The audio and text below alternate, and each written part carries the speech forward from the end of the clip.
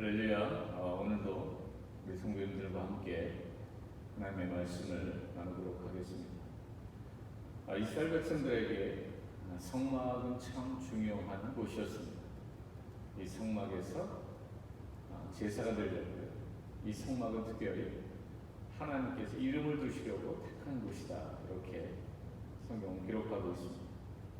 물론 하나님의 이름, 하나님의 영광은 온 우주에 드러나 있습니다. 하지만 이 특별한 성막을 통해서 우리는 더 여호와의 이름을 집중하여 생각하는 것입니다. 이 구별됨, 이 성막을 특별히 구별하는 것인데, 이 구별됨이 사라져 버릴 때 오히려 사람은 불안해집니다. 하나님이 아무데에도 계시지 않는다고 느끼는 것이죠. 이런 이야기를 들은 적이 있습니다. 한 학교에서 교장선생님이 부임을 해가지고 운동장 둘러에 그 울타리를 다 철거해 버렸습니다. 이 울타리가 아이들에게 정신적으로 구속함을 줄 것이라고 생각을 하셨기 때문입니다. 그런데 울타리를 철거한 후에 이상한 현상이 벌어졌습니다. 울타리가 있을 때는 아이들이 운동장 전체에 흩어져서 재미있게 놀았는데, 갑자기 울타리를 다 거두어 버리니까, 철거해 버리니까 그 뒤에는 오히려 운동장의 활동 범위를 좁혀서 아이들이 안으로 모여들더니 결국 노는 것에 흥미를 잃고 흩어지더라라고 하는 것입니다. 이 실험을 진행했던 도브슨 박사는 울타리는 구속감이 아니라 아이들에게 오히려 안정감을 준다. 아이들에게 무조건 자유를 주어서 그들의 마음대로 행동하게 하는 것이 결코 좋은 교육이 아니다, 이렇게 말을 했습니다. 사랑하는 성도 여러분, 하나님은 온 우주에 계십니다. 맞습니다. 모든 날이 하나님의 날입니다. 네, 맞습니다. 우리가 가진 모든 것이 다 하나님의 것입니다. 물론 맞습니다. 그런데 진짜 그렇게 믿고 있는지를 우리가 어떻게 보여드릴 수 있습니까? 하나님은 이스라엘 백성들에게 7일째 되는 날을, 그날을 안식일로 정해서 거룩히 지켜라. 또 하나님이 지정하신 곳, 그 성막으로 나와서 제사를 드리라 라고 말을 하셨고, 소득의 10분의 1을 구별해서 그것을 바치라, 이렇게 말씀하셨습니다. 하나님께서는 최소한의 울타리를 치신 것입니다. 어쩌면 이 모든 것들이 하나님 백성들에게 주신 그 울타리였습니다. 하나님 백성들의 안전을 위해서 하나님께서 주셨다는 계명이었다는 말입니다. 그래서 이 성막이나 안식일이나 10의 일절, 이 모든 것들이 하나님을 위해서라기보다는 인간들을 위해서 하나님께서 그렇게 주셨던 것이 맞다, 생각해 볼 수 있는 것입니다. 자, 이제 우리는 어떻게 살아야 합니까? 다시 성경 속에서 우리는 그 실마리를 찾아보려고 합니다. 오늘 우리는 역대기의 말씀을 읽었는데, 성경의 역대기가 우리에게 좋은 교훈을 주고 있습니다. 역대기의 수신자들은 누구였는가? 이제 포로에서 막 돌아온 귀한 자들이었습니다. 그들은 바벨론의 포로로 있으면서 충분히 고통을 겪었고, 충분히 반성했으며, 충분히 마음을 새로이 하였습니다. 이제 그들이 바라보고 있는 것은 폐허가 된 예루살렘. 예전의 그 영광은 다 없어지고, 그러나 그토록 꿈에 그리던 그들의 조상의 땅, 그 유대 땅으로 다시 돌아와서 그들은 지금 서 있는 것입니다. 이제 저자는 그들에게 두 가지를 말하고 있습니다. 하나는 성전을 통한 그 정체성의 회복이고요. 또 하나는 조상 다윗과 솔로몬을 통한 자부심의 회복입니다. 자, 먼저 우리가 성전을 보겠습니다. 사무엘서나 열왕기서에는 나오지 않고 오직 이 역대기서에서만 나타나는 그런 내용들이 있습니다. 즉 성전 건축이라든지 그 성전 건축을 하기 위한 준비사항, 제사장들과 레위인들의 복무 규정 이런 것들을 자세하게 묘사하고 있습니다. 왜냐하면 성전과 성전 안에서의 삶이 바로 주된 관심이었기 때문에 그렇습니다. 이스라엘의 회복에서 중심 역할을 하는 것이 바로 이 성전이었습니다. 왜 그렇습니까? 하나님께서는 이스라엘을 제사장 나라로 부르셨거든요. 이 땅에 있는 이런 나라들의 번영, 성을 쌓고 다른 나라를 침략해서 영토를 더 넓히고 그런 것에 관심이 있는 나라가 원래 처음부터 아니었고, 하나님과의 관계 속에서 하나님을 예배하고 하나님을 왕으로 섬기고 또 하나님의 백성으로 행복하게 살아가는 그런 나라가 바로 이스라엘이었기 때문에 그렇습니다. 자, 이 역대기 기자는 성전에 대한 관심을 따라서 이 역사를 기록해 가고 있습니다. 성막은 사실 우리를 위해서 하나님이 허락하신 것입니다. 물론 하나님의 영광을 받으시기 위해서죠. 하나님의 영광, 이것이 우리의 가장 제일 되는 목적입니다. 우리를 위해서, 우리가 하나님 앞에 도저히 나올 수 있는 길이 없으니까 하나님께서 그 길을 제시해 주신 것 아닙니까? 인간은 그 성막에서 제사를 통해 하나님을 만날 수 있었습니다. 죄인된 인간이 어떻게 하나님을 만날 수 있고 하나님 앞에 나와서 예배할 수 있습니까? 이 절망에 빠졌던 인간을 위해서 제시하신 하나님의 방법이 바로 이 성막에서의 제사였던 것입니다. 그 성막 안에는 언약궤가 있죠. 이 언약궤는 이 땅에서 하나님이 임재하시나 하나님이 역사하신다라고 하는 그 가시적인 상징으로서의 큰 의미가 있습니다. 언약궤를 모시고 있음으로 해서 하나님의 그 거룩하신 임재가 유다 민족의 그 정체성의 중심에 있음을 상기시켜주는 그런 역할을 했던 것입니다. 그래서 이스라엘 백성들에게 이 성전은 너무너무 중요했고요. 성전에서의 제사가 그들의 삶의 중심이었기 때문에 중심이었습니다.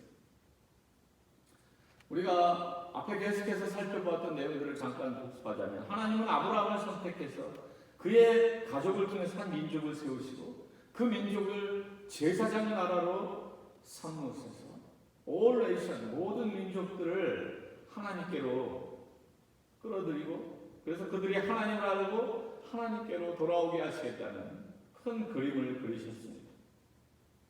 하나님께서는 이스라엘 백성들을 하나님 백성의 모형으로 선택하십니다. 노예로 살던 그들을 출애굽하신 하나님께서 이제 신의 산에서 그들과 계약을 맺으시죠. 그리고 그들에게 하나님의 법을 주십니다. 그 법을 언약궤 안에 보관하고 그 언약궤는 움직이는 성막 안에 있기도 하고 이제 솔로몬이 지은 아름다운 성전에 있기도 합니다. 출애굽기 25장 22절에 보면 하나님께서 말씀하시기를 거기서 내가 너와 만나고 속죄소 위 곧 증거교회 위에 있는 두 그룹 사이에서 내가 이스라엘 자손을 위하여 내게 명령할 모든 일을 내게 이르리라. 바로 거기에서 언약궤가 있는 그 성막에서 내가 너희들을 만나겠다라고 하나님 말씀하신 것입니다. 하나님께서 이렇게 500년 동안 성막에서 이스라엘 백성들과 만나셨고 예루살렘 성전이 만들어지고 나서는 1000년 동안 예루살렘 성전에서 이스라엘 백성들을 만나 주셨습니다. 이 성전은 백성을 모으는 힘이 있었고 하나님의 영광이 거하는 이 성전을 보러 많은 주변 나라들 이방에서 몰려들었습니다. 또한 이 성전을 가졌다는 자부심이 그 이스라엘 백성들을 전도자가 되게 했습니다. 가는 곳마다 하나님을 자랑했고 있는 자리에서 하나님을 알렸습니다. 하나님의 이름은 이 이스라엘 백성으로 인해서 점점 주변에 퍼져 나갔습니다. 자, 그런데 왜 그들의 현실은 지금 포로에서 돌아와서 이 잿더미를 보고 있어야만 합니다. 아니, 그 전에 먼저 왜 이런 하나님의 특별한 선택을 받은 그들이 바벨론의 포로가 되어서 70년이나 그런 고생을 하면서 있어야 했던 것입니다. 그것은 레위기에 나와 있는 것과 같이 너희가 내 말에 청종하고 내 말에 순종하고 잘 지키면 내가 너희들을 복줄 것이지만 너희가 내 말을 듣지 아니하고 너희가 불순종하며 내 백성으로서 그렇게 곁길로 가면 나는 너희들을 이렇게 벌할 것이고 징계할 것이다라고 하는 그 하나님의 약속대로 이루어진 것입니다. 이스라엘 백성들은 의도를 했었던 것입니다. 길에서 이탈했던 것입니다. 자신들의 본분을 망각했던 것입니다. 그래서 이 역대기 기자는 이제 이 포로 생활을 끝내고 다시 고향의 땅, 그 조상들의 땅으로 돌아와서 그 무너진 성전, 그 폐허가 된 그 도시를 바라보는 그 사람들에게 우리의 미래의 희망은 올바로 하나님을 예배하는 데 있다라고 본 것입니다. 그래서 그것을 철저하게 기록해 나가고 있는 것이죠. 이것은 단순한 의식의 문제가 아니었습니다. 그저 즐거운 소리로 노래하는 것뿐만 아니라 역대상 22장 19절에 나와 있는 것과 같이 마음과 뜻을 맞춰서 너희 하나님 여호와를 구하라. 이것을 강조하고 있습니다. 마음과 뜻을 다해서 이제 하나님을 섬기자. 여호와를 찾자. 여호와의 은혜를 구하자라고 하는 것이죠. 역대기는 딱딱한 책이기도 하지만 찬양과 감사와 기쁨의 언어로 가득한 책입니다. 특별히 언약궤를 예루살렘으로 옮길 때, 또 언약궤를 성전 안으로 가지고 들어갈 때, 성전을 봉헌할 때 어떻게 이스라엘 백성들이 반응합니다. 찬양하죠. 그는 선하시며 그의 인자하심이 영원하기로다. 할렐루야. 예. 하나님의 인자하심과 하나님의 선하심을 그들이 정말 찬양합니다. 그래야 하나님의 인재가 이스라엘에서 새롭게 회복되는 줄로 믿습니다. 할렐루야. 예. 여러분이 하나님의 백성이십니다. 우리가 하나님의 자녀로 부름받았다면 우리의 영이 회복되고 우리의 삶이 회복될 수 있는 유일한 길은 우리가 하나님의 백성으로서의 그 정체성을 회복하는 것입니다. 하나님의 백성이라고 하는 정체성이 무엇입니까? 하나님을 중심에 모시는 것이죠. 그리고 그 하나님을 예배하는 것이고 그 하나님을 노래하는 것이고 그 여호와를 인하여 하나님을 인하여 기뻐하는 것입니다. 환경 때문에 또 여러 가지 복잡한 사건들 때문에 또 내 신앙의 해이함 때문에 잠깐 다른 것에 마음을 뺏겨서 이 중요한 것을 잃어버렸다면 우리가 다시 하나님의 백성으로서의 그 정체성을 회복해야 한다는 것입니다. 거기에 진정한 평화가 있고요. 거기에 참 안식이 있고 거기에 참 기쁨이 있는 것입니다. 기본을 떠나서 결코 우리에게 행복은 있을 수 없는 것이죠. 역대기를 쓴 저자는 순종과 축복의 모델을 선정합니다. 역대기상에는 주로 다윗의 삶이, 역대기 하에서는 주로 솔로몬의 삶이 보여집니다. 이 저자는 두 왕을 통하여 화려했던 황금 시대를 회상하게 합니다. 우리에게는 그 찬란했던 그 시간들이 있었다. 그것을 기억해보자라고 하는 것입니다. 그때 왜 우리에게 그런 찬란한 영광이 있었느냐? 다윗 왕과 솔로몬 왕은 하나님을 중심에 모시고 우리를 하나님께로 올바로 인도했다라고 하는 것입니다. 실제로 그러했습니다. 다윗은 심혈을 기울여 언약궤를 예루살렘으로 옮기려 합니다. 언약궤는 사울이 통치하는 기간에는 무시되었지만 다윗 때에는 가장 우선순위에 두고 존중받았습니다. 언약궤를 무시하는 것은 하나님을 무시하는 것이었습니다.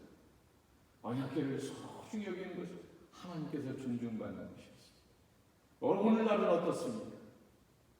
예배를 무시하는 것은 하나님을 무시하는 것입니다. 예배를 존중하고 하나님을 예배하고 찬양하는 것에 우선순위를 두는 것에 우리가 하나님을 그만큼 소중하게 모신다는 것이죠. 이 다윗과 솔로몬이 하나님을 구하는 자였습니다. 하나님을 철저히 구하는 자, 하나님의 은혜를 구했습니다. 자, 이런 특권과 축복을 받았다면 이제 우리 할 일은 정해졌습니다. 우리가 감격으로 그 하나님을 예배하고 그분의 뜻대로 살아가는 것입니다. 이것이 우리가 하나님 앞에 보여야 될 마땅한 반응인 것입니다. 여러분들의 현실을 철저하게 한번 점검해 보십시오. 현실이 어떠합니까? 하나님을 예배하고 하나님 나라와 의를 구하는 것이 저 뒤로 밀려나 있지는 않습니다. 늘 현실과 타협하면서 허덕허덕거리는 우리의 삶은 아닙니다.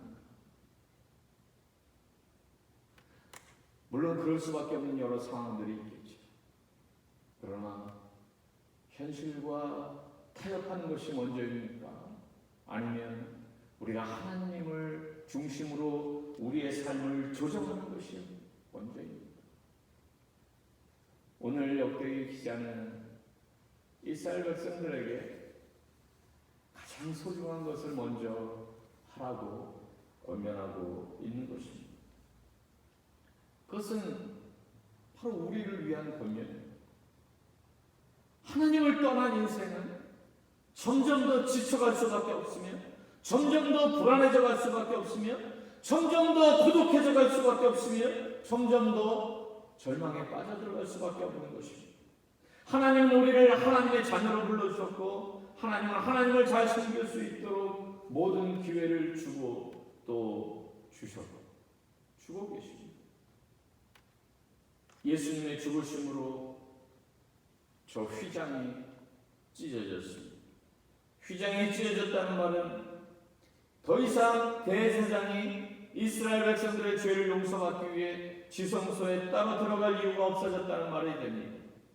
매년마다 지성소에 들어가기 위해서 그 대제사장은 자기의 목숨을 담보로 내어놓고 연약한 자기를 위하여 먼저 제사를 드리고 조심조심 들어갈 수밖에 없었습니다. 그 인간 대제사장, 겨우 1년짜리 불완전한 이스라엘 백성 전체 용서를 받아내는 그 대제사장의 역할이 이제 종료가 된 것입니다. 예수 그리스도가 이제 하나님의 나라를 가지고 오셔서 우리를 더욱더 하나님께서 원하셨던 그 마지막 지점을 향해서 인도하고 계신 것입니다. 하나님 나라의 완성. 이제 예수께서 이 땅에 다시 오실 것이고 그분이 진정한 우리의 왕이 되어 하나님의 백성들은 그분의 나라에서 그분을 마음껏 찬양하고 그분의 통치권 아래에서 우리는 참 안식과 기쁨과 평화를 누리며 그렇게 살게 될 것입니다. 하나님은 놀라운 선언을 하십니다. 베드로전서 2장 20절에 오직 너희는 택하신 족속이요 왕 같은 제사장들이요 거룩한 나라요 그의 소유된 백성이요 이는 너희를 어두운 데서 불러내어 그의 기이한 빛에 들어가게 하신 자의 아름다운 덕을 선전하게 하려 하십니다. 할렐루야. 예, 우리가 이렇게 하나님의 백성이 되고 우리가 이렇게 거룩한 대제사장 하나님의 소유된 백성이 된 것은 그분을 노래하고 그분을 찬양하고 이제 그분께서 맡겨주신 귀한 사명을 따라 이제 우리를 통해서 많은 사람들이 복을 얻고 아브라함이 받았던 그 복을 우리가 그대로 많은 이들에게 증거하기 위해서 우리는 복이 된 것입니다. 그러기 위해서 우리는 복을 받은 것입니다. We are blessed to be a blessing. 복이 되기 위해서 복이 된 자. 우리는 영광도 맛보았고 좌절도 맛보았습니다. 이제 우리가 해야 될 일, 다시 기본으로 돌아오는 것입니다. 하나님을 가장 선순위에 두시고 하나님의 백성으로서의 가장 소중한 우리의 본분으로 돌아오는 것입니다. 기도하겠습니다. 하나님 아버지, 우리는 하나님의 성도로 부르심 받은 자들입니다. 택하심 받은 자들입니다. 주님께서 말씀하시기를 땅에 있는 성도는 존귀한 자는 나의 모든 즐거움이 저희에게 있다. 우리를 그렇게 인정해 주시고 우리를 그렇게 존귀한 자로 삼아주신 하나님을 찬양합니다. 우리가 이제 마땅히 해야 될 백성으로서의 그 본분, 하나님께 영광 돌리고 찬양하는 이 일에 우리가 다시 최선을 다하고 전심전력하도록 인도하여 주시옵소서. 하나님께 감사드리며 예수님의 이름으로 기도하옵나이다.